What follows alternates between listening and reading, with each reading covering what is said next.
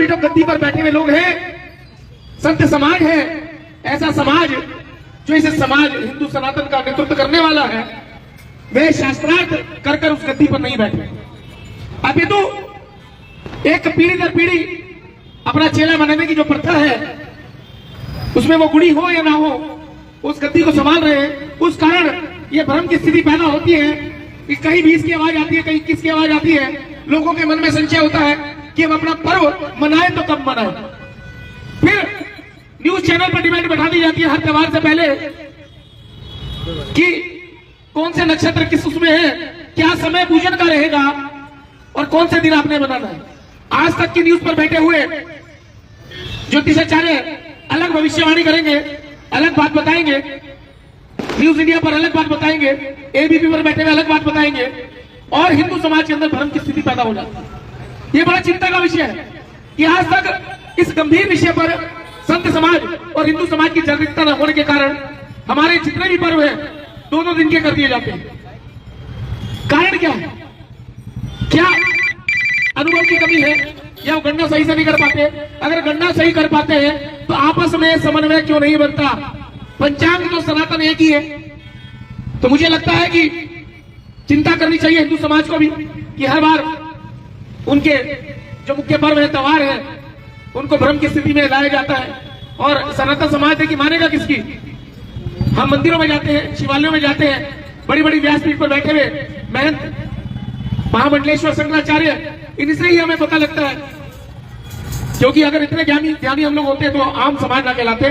उनके पास ज्ञान है लेकिन उस ज्ञान का हम सबको लाभ नहीं मिल रहा है, और उसी के कारण हमारे त्योहारों में भ्रम की स्थिति पैदा है। कभी कहा 20 की बनेगी, कोई कहेगा 21 की बनेगी, और लगातार ये संशय बना रहता है। लेकिन कुल मिलाकर सीधा सा मैं बताता हूं कि अयोध्या भगवान राम श्रीलंका पर विजय प्राप्त करने के बाद 21 दिन में अयोध्या वापसी उनकी हुई थी।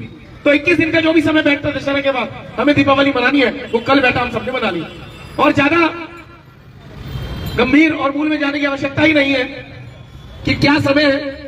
जो समय आपके परिवार सब एकजुट हो जाए, साथ बैठ जाए, वास्तव में हमारा हर दिन एक पर्व के रूप में हम मनाते हैं। पर्व का मतलब है उत्साह, उमंग, ऊर्जा। तीन चीजें पर्व के साथ चलती हैं, उत्साह, उमंग और ऊर्जा। उत्साह जीवन का होना चाहिए सकारात्मक कार्यों के लिए, उमंग होनी चाहिए हर अच्छे कार्य के लिए, और ऊर्जा उस कार्य को करने की ऐसी प्रेरणा कि आप ना रुके ना थके। ये तीन चीजें पर्व कहलाती हैं। तो सनातन में प्रत्येक दिन एक पर्व के रूप में है। हम प्रत्येक दिन दीपावली की तरह मनाएं, प्रत्येक दिन उल्लास के साथ होली की तरह मनाएं, प्रत्येक दिन हमारा विजय दिवस हो दशहरा के रूप में मनाएं। हर दिन हमारा एक पर्व है, तो कोई घबराने की जरूरत नहीं, और माफी मांगने के लिए हमारे पास पर्याप्त अधिकार है। हम कहते हैं आवर न जाना में सजनम पूजा हम चाहे न जाना में क्षम्यताम परमेश्वर। हे परमेश्वर, हम बहुत गलती करते हैं लेकिन मन से भक्ति करते हैं, तेरे चरणों में बैठते हैं, और जब हमारा कोई सहारा नहीं होता तो एक सहारा प्रभु आप होते हैं। तो आपसे हम अनुनय विनय कर सकते हैं हमारी गलतियों को माफ करना। और सप्ताह में एक दिन यह भी एक पर्व है। इस उत्साह, इस उमंग, इस ऊर्जा को लेकर जब हम पूरे हफ्ते, पूरे सप्ताह आनंद में रहते हैं, तो वही आनंद आपकी भक्ति बनता है, और वही भक्ति आपकी शक्ति बनता है। तो एकजुटता की शक्ति के लिए केंद्र स्थापित किए गए हैं। आज सभी लोग दीपावली के पर्व पर सभी यहाँ एकत्रित है। कल गोवर्धन पूजा का रहेगा और 23 तारीख को भैया दूज हम सब लोग मनाएंगे। लेकिन आज क्या है? आज भी बहुत महत्वपूर्ण एक और दिवस है जो दिवाली के आसपास ही मनाया जाता है या दीपावली के दिन ही मनाया जाता है, जिसे नाम दिया है बंदी छोड़ दिवस। सिखों के छठे गुरु हरगोविंद सिंह जी, उनके द्वारा जब मुगलों का आतंक चरम पर था, उस काल में शक्ति शौर्य का परिचय दिया गया, तो मुगल बादशाह जहांगीर ने कहा गुरुदेव हम आपको छोड़ देंगे।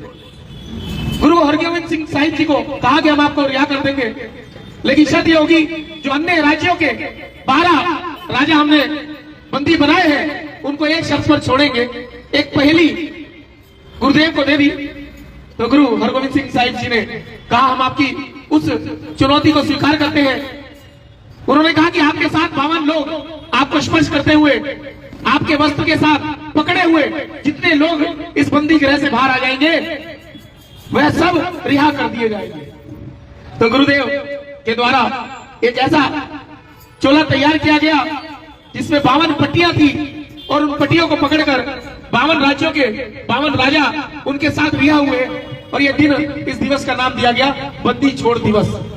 और बड़े उत्साह के साथ हिंदू समाज, सिख समाज, देखिए अलग नहीं है, हिंदू सिख सब एक, समय के अनुसार संघर्ष करने के लिए, धर्म को बचाने के लिए गुरुओं ने इस कार्य को किया और एक पंथ का निर्माण हुआ। एक पंथ बौद्ध बना, एक पंथ जैन बना, एक पंथ सिख बना। मूल सबका सनातन। गुरु ग्रंथ साहिब जी का आप ध्यान करेंगे तो राम और कृष्ण मिलेंगे। इसी प्रकार जैन, वहां पर भगवान हनुमान, भगवान राम, भगवान विष्णु सभी की स्थिति की जाती है। तो मूल सबका सनातन है और इस देश की नींव सनातन है और सनातन को जीवित रखने के लिए, उसके मान बिंदुओं की सुरक्षा के लिए हम सब लोग एकत्र होते हैं, क्योंकि एकजुटता में ही शक्ति होती है। और आज गुरुओं का स्मरण करते हुए बंदी छोड़ दिवस, ऐसे गुरुओं ने जिन्होंने इस देश में धर्म को, उसके मान बिंदुओं को सुरक्षित रखने के लिए अपने प्राणों की आहुति दे दी।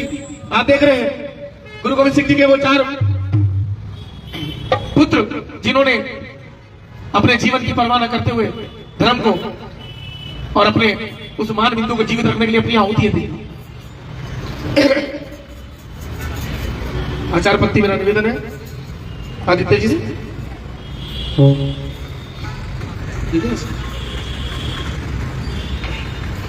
सभी एक आत्मा